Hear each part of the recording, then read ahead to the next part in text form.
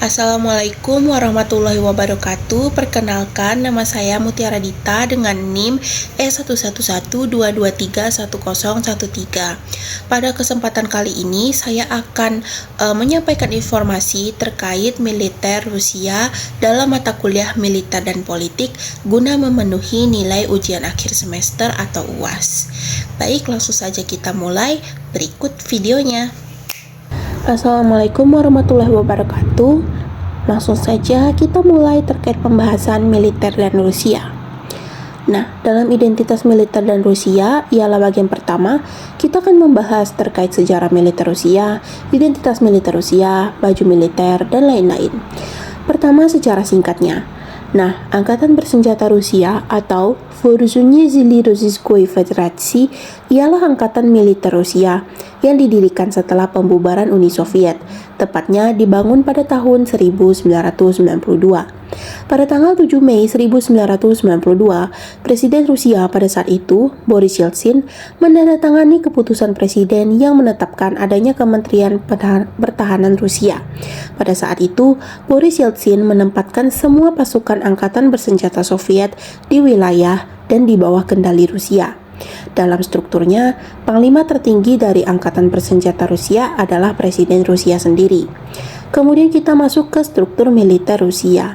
Dalam strukturnya, angkatan bersenjata Rusia dibagi menjadi beberapa bagian, yaitu yang pertama adalah cabang angkatan bersenjata atau Vida Oruzhonik, yang terdiri atas angkatan darat, angkatan udara, dan angkatan laut. Kemudian kita masuk ke bagian kedua, yaitu cabang pasukan terpisah atau Отдельные войска yang terdiri atas pasukan roket strategis dan pasukan lintas udara. Dan yang ketiga ialah pasukan khusus angkatan bersenjata atau Spetsnaz Oruzhonik yang terdiri atas pasukan operasi khusus. Dan dukungan logistik yang terakhir yang memiliki status terpisah tersendiri. Kita masuk ke baju cabang umum militer Rusia, yaitu Angkatan Darat. Dalam seragamnya, Angkatan Militer Cabang Darat Rusia cenderung menggunakan seragam berwarna hijau tua. Baju ini dilengkapi dengan motif kamuflase.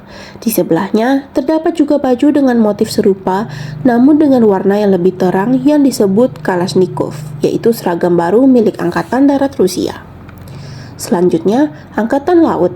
Dalam seragamnya, Angkatan Militer Cabang Laut Rusia lebih sering menggunakan seragam berwarna gelap seperti biru navy dan hitam. Walaupun begitu, biasanya dalam pertemuan mereka seringkali menggunakan baju berwarna putih. Baju putih ini dibuat dengan model seragam pelaut dengan kerah biru. Seragam ini juga dilengkapi topi formal. Kemudian yang terakhir, Angkatan Udara. Seragam Angkatan Militer Cabang Udara Rusia menggunakan baju berwarna hijau kebiruan. Mirip dengan baju Angkatan Darat, baju ini juga memiliki motif kamuflase. Seragam Angkatan Udara Rusia juga dilengkapi topi beserta kacamata khusus. Kemudian kita masuk ke pembahasan lambang. Dari lambang Angkatan Militer Bersenjata Rusia, terdapat yang pertama adalah elang berkepala dua. Elang berkepala dua merupakan warisan dari lambang Kekaisaran Rusia. Elang ini melambangkan kekuasaan dan pengawasan di dua arah, yaitu timur dan barat. Kepalanya yang menghadap dua arah menunjukkan kesiapan Rusia dan kemampuan Rusia untuk melindungi negara dari ancaman segala arah. Yang kedua ialah mahkota. Mahkota yang berada di atas kepala perisai merah tersebut melambangkan kesinambungan sejarah antara Kekaisaran Rusia, Uni Soviet, dan Federasi Rusia modern. Kemudian pedang. Pedang yang dipegang oleh elang di salah satu cakarnya melambangkan kekuatan militer Rusia. Yang keempat ialah perisai. Di dada elang terdapat perisai yang menyerupai salib dan terdapat Saint George. Salib ini dianggap merupakan lambang pelindung dari Moskow. Di perisai tersebut, Saint George digambarkan sedang membunuh seekor naga yang melambangkan kemenangan atas kejahatan. Yang kelima, penggunaan warna merah dan emas. Dalam lambang ini, warna emas pada lambang melambangkan kejayaan dan keagungan, sedangkan warna merah melambangkan keberanian, pengorbanan, dan patriotisme. Kemudian kita masuk ke ancaman dari militer Rusia ada ancaman internalnya yang terdiri atas korupsi, kurangnya motivasi, rendahnya populasi, dan adanya separatisme. Ancaman internal yang pertama ialah korupsi. Korupsi merupakan salah satu masalah signifikan yang mengurangi efektivitas militer di Rusia. Penggelapan dana atau penurunan kualitas pengadaan perlengkapan militer cukup menghambat militer Rusia. Yang kedua, ancaman internal berupa kurangnya motivasi. Dalam beberapa kasus di Rusia, masih terdapat rendahnya motivasi prajurit yang terdiri akibat kondisi kerja yang buruk, sistem hierarki yang keras, atau kurangnya penghargaan terhadap prajurit. Yang ketiga, adanya rendahnya populasi. Di Rusia, terdapat penurunan populasi usia muda sehingga mengurangi jumlah rekrut yang mengarah ke kurangnya pasukan. Yang terakhir, separatisme. Adanya separatisme di Rusia seperti di Chechnya dan Kaukasus Utara cukup menjadi ancaman internal bagi militer Rusia. Setelah ancaman internal, kita masuk ke ancaman eksternal. Dalam ancaman eksternal militer Rusia terdapat NATO, ketegangan Amerika Serikat dan Uni Eropa, teknologi militer lain, dan adanya cybercrime. Nah, yang bagian pertama yaitu NATO. Ekspansi NATO ke Eropa Timur ditunjukkan oleh kasus Rusia-Ukraina yang cukup terkenal. Hal ini dianggap oleh Rusia sebagai ancaman strategis langsung terhadap wilayah pengaruhnya. Yang kedua, ketegangan Amerika Serikat dan Uni Eropa. Ketegangan antara Amerika Serikat dan Uni Eropa menyebabkan adanya sanksi ekonomi, tuduhan spionase, dan persaingan geopolitik yang menciptakan potensi konflik di berbagai wilayah seperti Ukraina dan Suriah. Yang ketiga, teknologi militer lain. Perkembangan teknologi militer seperti drone, kecerdasan buatan atau AI, dan senjata hipersonik oleh negara lain dapat menjadi tantangan dan ancaman bagi supremasi militer Rusia. Dan yang terakhir, ialah ancaman berupa cybercrime. Serangan cyber yang berasal dari negara lain dapat mengganggu infrastruktur militer Rusia, termasuk komunikasi dan kontrol senjata. Kemudian, kita masuk ke negara yang terlibat dalam militer Rusia atau aktor-aktor yang terlibat dalam militer Rusia. Jadi, ada Amerika Serikat, China, NATO, dan OSCE. Pada bagian ini, Amerika Serikat menjadi salah satu negara yang berperan dalam militer Rusia yang terlibat juga. Nah, jadi kebijakan pertahanan Amerika Serikat seperti perluasan NATO, pemasangan sistem pertahanan rudal di Eropa Timur, dan bantuan militer kepada Ukraina dipandang oleh Rusia sebagai ancaman langsung. Yang kedua, ada China. Rusia dan China itu memiliki hubungan yang strategis. Mereka seringkali mengadakan latihan militer gabungan dan berbagi teknologi pertahanan. Yang ketiga, ialah aktor berupa NATO. NATO memiliki pengaruh terhadap militer Rusia, yakni sebagai ancaman.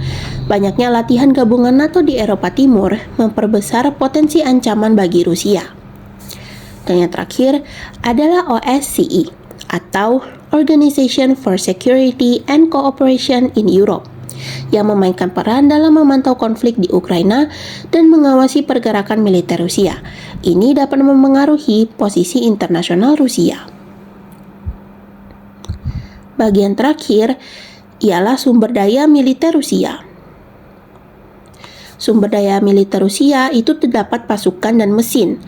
Nah, bagian pasukan dikutip dari Congressional Research Service tahun 2024. Terdapat sumber daya manusia. Rusia masih sering merekrut masyarakatnya untuk menjadi bagian dari militer secara aktif dengan perkiraan 20.000 hingga 30.000 anggota baru setiap bulannya.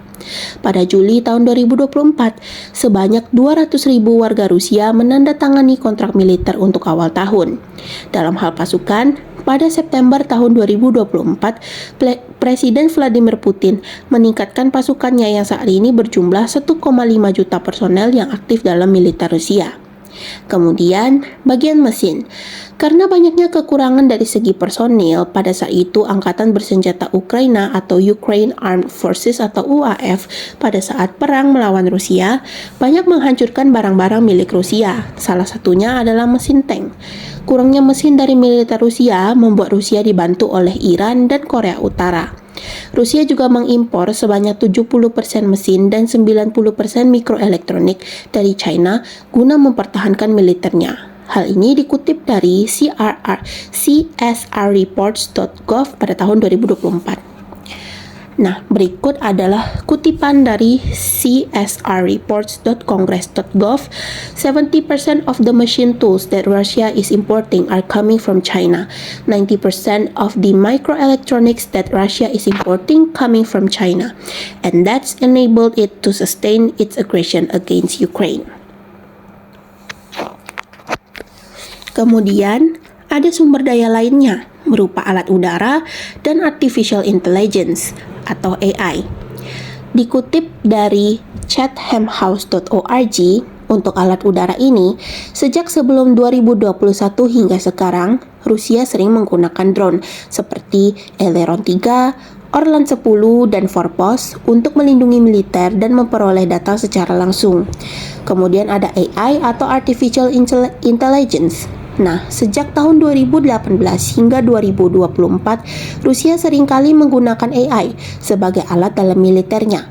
Hingga saat ini, dikutip dari National Defense Magazine, terdapat sebanyak 150 mesin yang menggunakan AI di Rusia dan masih terus dikembangkan. Walaupun tidak seperti AS dan China yang mahir dalam hal ini, Rusia masih berusaha untuk mendigitalisasi militernya melalui Artificial Intelligence atau AI.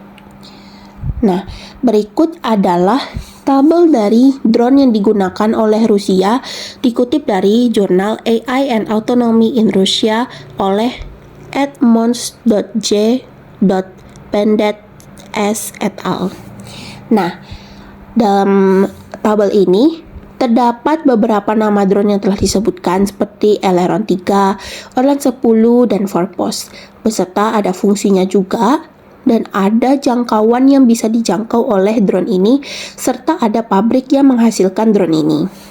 Dan yang terakhir, terdapat kutipan dari National Defense, the report titled Artificial Intelligence and Autonomy in Russia. It identified more than 150 AI-enabled military systems in various stages of development. Groen said in an email in June. Key areas of interest include autonomous air, underwater, surface, and ground platforms. Dikutip dari nationaldefensemagazine.org. Baik, sekian untuk video kali ini. Terima kasih. Spasibo. Baik, sekian dari video militer dan politik terkait militer Rusia. Semoga informasi tersebut bermanfaat. Wassalamualaikum warahmatullahi wabarakatuh. Spasibo.